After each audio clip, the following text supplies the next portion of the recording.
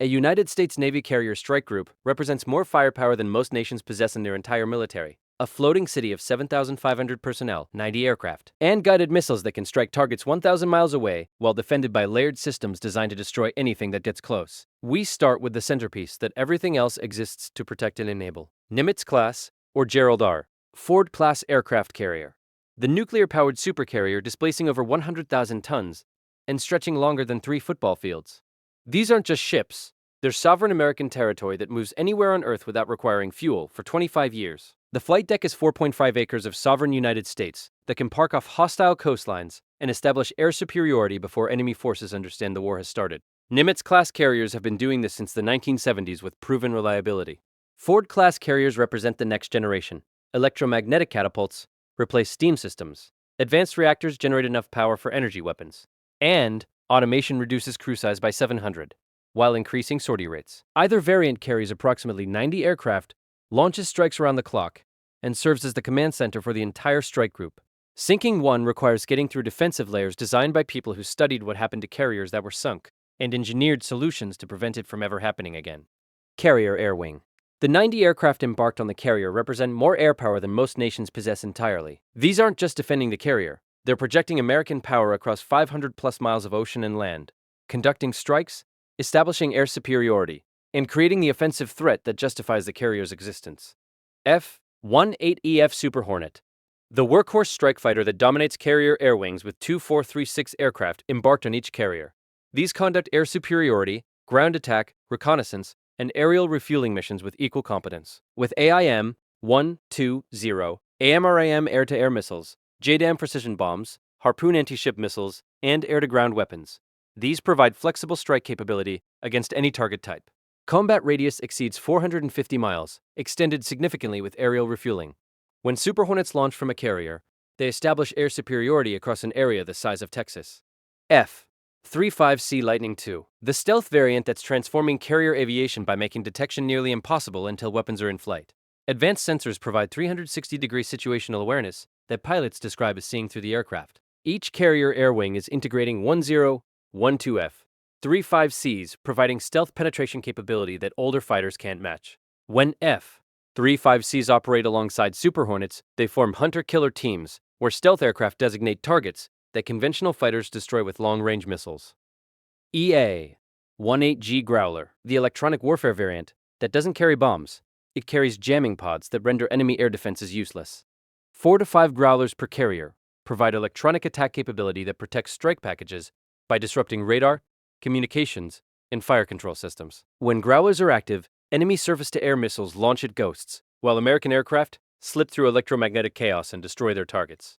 No other Navy operates dedicated carrier-based electronic attack aircraft, giving American carriers unique capability to suppress enemy air defenses. E-2D Advanced Hawkeye. The airborne early warning aircraft with rotating radar dome that sees everything within 300-plus miles. 4 to 5 Hawkeyes per carrier provide continuous radar coverage, tracking enemy aircraft, missiles, and surface ships while coordinating defensive responses. The E-2D's radar is so powerful, it tracks cruise missile sea skimming at wavetop height, ballistic missiles in mid-course, and stealth aircraft that ground-based radar struggles to detect. These serve as the strike group's eyes, providing the situational awareness that transforms individual platforms into networked weapon systems, sharing information in real time. MH-60R Seahawk, the anti-submarine helicopter that hunts enemy submarines using dipping sonar, sonobuoys, and magnetic anomaly detectors.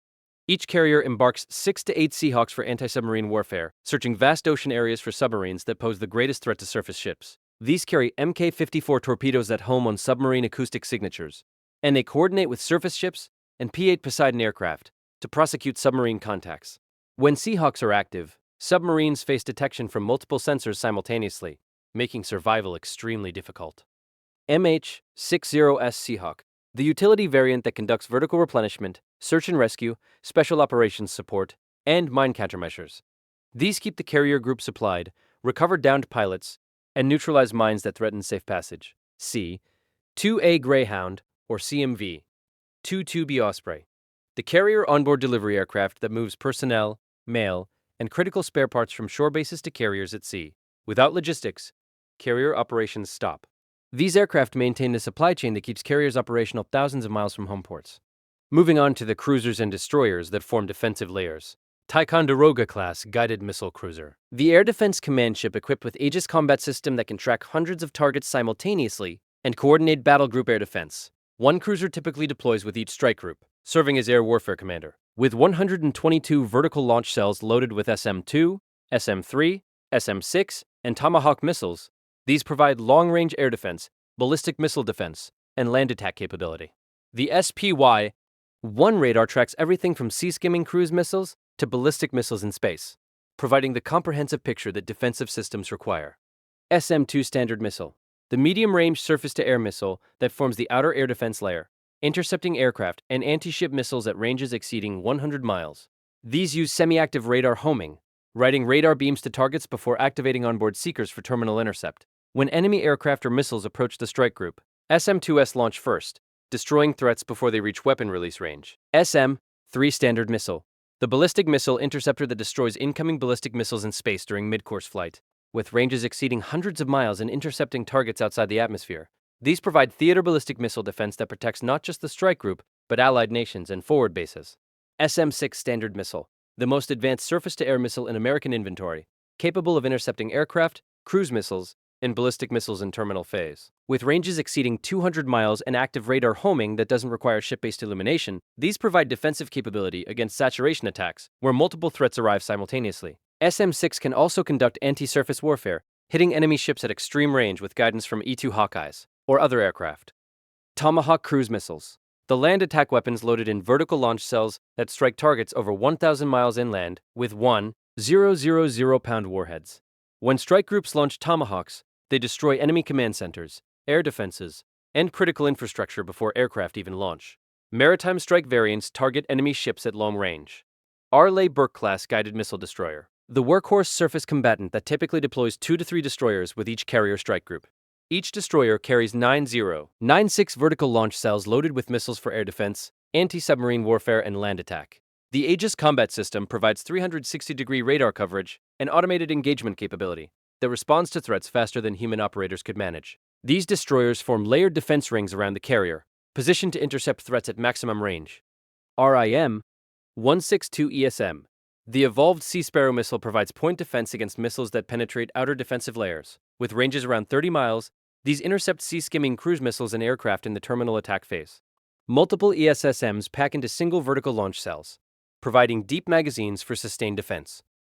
RIM-116 Rolling Airframe Missile, the close-in weapon system using infrared and radar homing to destroy anti-ship missiles in the final seconds. Before impact, with 21 missile launchers mounted on carriers, cruisers, and destroyers, these provide last-ditch defense against threats that evade all other systems. RAM missiles use extreme maneuverability to intercept sea-skimming missiles, traveling at supersonic speeds just hundreds of yards from the ship. Phalanx CIWS, the 20mm Gatling gun that serves as final defensive layer, firing 4,500 rounds per minute at incoming missiles detected within 2 miles. The distinctive R2D2-shaped mounts automatically track and engage threats, creating walls of tungsten penetrators that destroy missiles through kinetic impact. When Phalanx activates, you're in the last seconds before missile impact. Everything else failed, and this is the final chance to survive. Mark 46, Mark 50, and Mark 54. Torpedoes. The anti-submarine weapons delivered by helicopters, surface ships, and vertical launch anti-submarine rockets.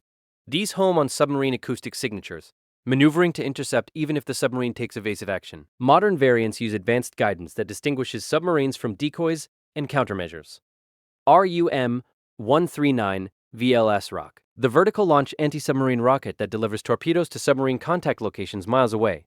When surface ships or helicopters detect submarines, VL Ace Rock rockets fly to the contact area, deploy parachutes, and drop torpedoes into the water for terminal homing. ANSQQ-89 Sonar System, the integrated anti-submarine warfare suite combining hull-mounted sonar, towed array sonar, and data from helicopters and submarines.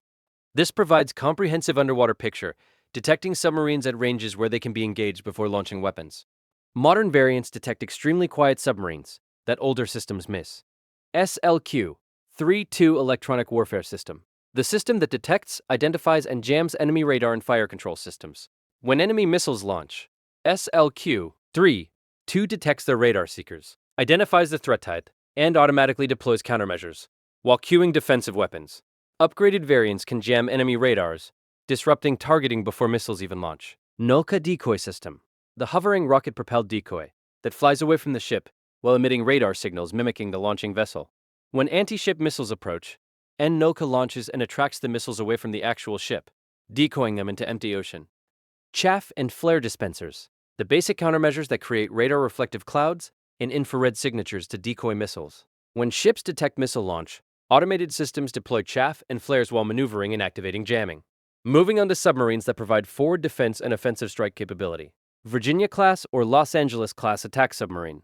Wanted to attack submarines typically operate with carrier strike groups, ranging ahead to detect enemy submarines and surface ships before they threaten the carrier. These hunt enemy submarines using passive sonar that detects target vessels without revealing the submarine's position. When enemy submarines approach, American submarines engage with Mk-48 torpedoes that home on target acoustics with advanced guidance that defeats countermeasures. These submarines also carry Tomahawk cruise missiles in vertical launch tubes, providing additional land attack capability. Mk-48 AD-cap torpedo. The heavyweight submarine-launched torpedo that homes on enemy submarines and surface ships with wire guidance and active/passive acoustic homing. With ranges exceeding 25 miles and speeds over 60 knots, these destroy targets that try to evade through maneuver. Advanced variants distinguish actual targets from decoys and countermeasures. Tomahawk from submarines. Virginia-class submarines carry 12 Tomahawk missiles in vertical launch tubes separate from torpedo tubes, while Los Angeles-class boats launch Tomahawks from torpedo tubes. Submarine-launched Tomahawks provide covert strike capability. Enemies don't know submarines are present until cruise missiles start hitting targets. Advanced sonar systems. Virginia-class submarines use advanced bow sonar, towed arrays, and flank arrays that detect extremely quiet submarines and surface ships at long range. Modern signal processing distinguishes targets from ocean background noise that would mask detections in earlier systems. Moving on to supporting assets that operate with strike groups. Fleet replenishment oilers. The supply ships that keep destroyers, cruisers, and escorts fueled without requiring them to leave station. These conduct underway replenishment at sea, transferring fuel while ships maintain formation. Without logistics, the strike group stops operating within days as escorts run out of fuel. Fast combat support ships. The supply vessels carrying ammunition, spare parts, food, and everything else required for sustained operations. These keep the strike group supplied thousands of miles from home ports, conducting vertical replenishment by helicopter and connected replenishment alongside ships. P-8 Poseidon maritime patrol aircraft. The land-based aircraft that extends anti-submarine warfare coverage across vast ocean areas, dropping sonobuoys and prosecuting submarine contacts with Mk-54 torpedoes.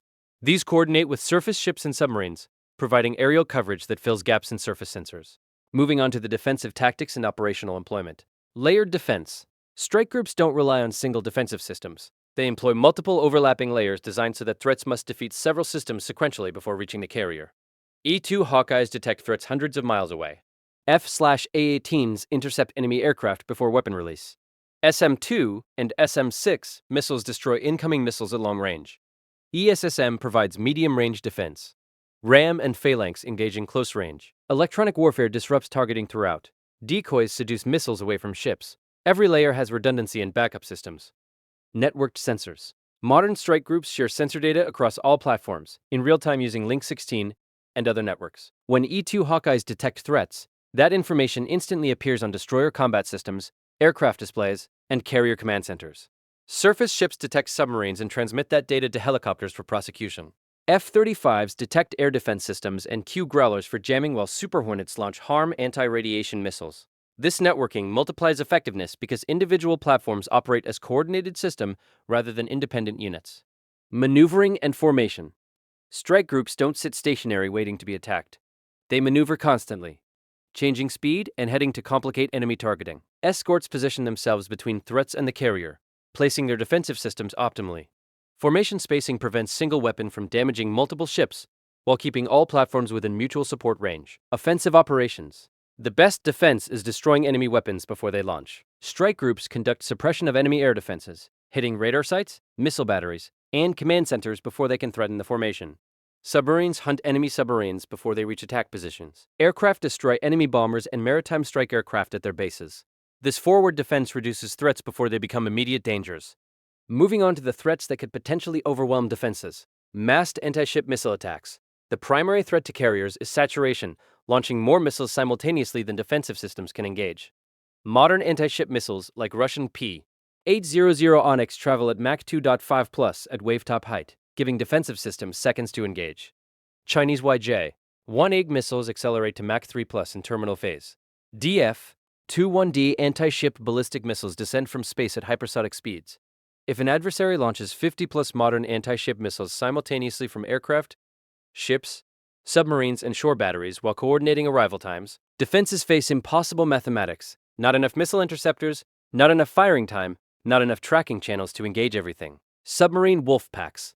Multiple submarines coordinating attacks from different bearings create targeting nightmares because each submarine must be detected, localized, and prosecuted individually. If 3 to 4 quiet submarines reach firing positions simultaneously and launch heavyweight torpedoes at the carrier, defensive systems struggle to counter all threats while prosecuting submarines. Hypersonic weapons. Missiles traveling at Mach 5+ in terminal phase compress defensive timelines to seconds. Current systems struggle to intercept hypersonic threats because tracking and engagement happen so fast that human decision-making becomes impossible. Russia's Kinzhal and China's DF-17 represent these threats. Coordinated multi-domain attacks. The nightmare scenario combines massed missile attacks, submarine torpedoes, airstrikes, and electronic warfare simultaneously. Launch 100+ anti-ship missiles from multiple platforms, coordinate submarine attacks from several bearings, suppress defenses with jamming, and conduct airstrikes. This overwhelms defenses through complexity and volume. The question isn't whether individual systems work, but whether they work fast enough against everything arriving simultaneously. Nuclear weapons. Single nuclear warhead detonating near the carrier destroys the ship and everything within several miles. Defensive systems can intercept nuclear-armed missiles, but perfect defense is impossible. If adversaries accept nuclear escalation, carriers become targets that must be defended against weapons where near misses still kill. Moving on to what it would actually take to sink a carrier. Detection. Before attacking, enemies must locate the carrier. Strike groups operate across ocean areas larger than many countries, and finding specific formations in vast empty ocean is extremely difficult. Satellites provide general location data but can't maintain continuous tracking. Maritime patrol aircraft searching for strike groups expose themselves to carrier-based fighters. Submarines searching for carriers risk detection by anti-submarine warfare assets. Modern carriers minimize electromagnetic emissions, complicating detection. Finding the carrier is the first and often most difficult challenge. Targeting data. Locating the carrier is insufficient. Weapons need continuous tracking data during flight because carriers move. A carrier traveling at 30 knots moves 10 miles during the 20-minute flight time of subsonic anti-ship missile launched from 200 miles away. Without mid-course guidance updates, missiles arrive at empty ocean. This requires kill chain connecting reconnaissance assets, command centers, and firing platforms in real time. American electromagnetic attack disrupts these networks, breaking the chain between detection and weapon impact. Saturation. Reaching the carrier requires overwhelming defensive magazines. If each destroyer carries 90 missiles and 3 destroyers escort the carrier, that's 270+ defensive interceptors, plus carrier-based fighters. And close-in weapons. Attacks must exceed this number arriving simultaneously, because sequential attacks allow defenders to reload between waves. This means massing 300+ modern anti-ship missiles launched from multiple platforms, coordinating time on target within minutes. Few nations possess this capability, and those that do must expend their entire inventory in single attack. Survivability. Carriers are incredibly difficult to sink, even when hit. Nimitz-class carriers survived multiple explosions during accidents that would have sunk smaller warships. Armored flight decks, compartmentalization, damage control training, and redundant systems mean carriers absorb tremendous punishment before losing functionality. Multiple missile hits might mission kill the carrier, rendering it unable to launch aircraft without sinking it. Actually sending a supercarrier to the bottom requires sustained attacks delivering cumulative damage that exceeds repair capability. Moving on to who could actually do it. Russia. The Russian military operates Tupolev Tu-22M3 bombers carrying Ka-32 anti-ship missiles, surface ships with P-800 Onyx missiles, submarines with various anti-ship weapons, and coastal defense batteries. In theory, Russia could coordinate mass attacks exceeding defensive capacity. In practice, Russian reconnaissance struggles to locate carriers in real time. Bombers face interception by carrier-based fighters, and surface ships get destroyed before reaching launch range. Russian submarines pose genuine threats if they reach firing positions, but American anti-submarine warfare would hunt them aggressively. Russia could damage strike groups, but faces severe attrition doing so. China. The People's Liberation Army Navy and Air Force operate DF-21D and DF-26 anti-ship ballistic missiles, YJ-18 anti-ship cruise missiles, H-6 bombers, modern submarines, and surface ships with anti-ship weapons. China's advantage is operating near their coast where land-based sensors and weapons reach into the Western Pacific. Coordinated attacks using ballistic missiles, cruise missiles, submarines, and airstrikes could theoretically overwhelm defenses if properly executed. But Chinese kill chains depend on reconnaissance networks that American electronic warfare and cyber operations would target. Destroying American carriers requires China to fight through defensive layers, while accepting catastrophic losses in aircraft, ships, and submarines. Possible? Yes. Probable success? Debatable. Cost? Enormous. Iran. Iranian anti-ship missiles and swarm boats could threaten strike groups operating close to Iranian coastline in restricted waters, like Strait of Hormuz. But open ocean operations where carriers actually deploy? Iranian forces lack the reach, sensors, and weapons to threaten carriers beyond regional waters. They could complicate operations near Iran, but can't project sufficient power to engage carriers operating with tactical freedom. North Korea. Submarines and anti-ship missiles pose theoretical threats, but North Korean systems are obsolete, and crews lack training for complex coordinated attacks. Their submarines are noisy, making detection relatively easy. Their anti-ship missiles are old and inaccurate. Sinking an American carrier exceeds North Korean capability. Moving on to the realistic assessment. Could someone stop an American carrier strike group? In specific scenarios involving coordinated mass attacks by pure adversaries operating near their territory, yes, defenses could be overwhelmed through sheer volume of simultaneously in the Western Pacific. Represents that scenario. Russia coordinating hundreds of missiles from multiple platforms represents another. But both involve adversaries accepting catastrophic losses for uncertain success and guaranteed escalation. In open ocean with tactical freedom, finding and tracking the carrier becomes the problem before weapons even matter. 7 decades of carrier operations and 0 sunk since World War II suggest theoretical possibility and proven reality exist in different worlds.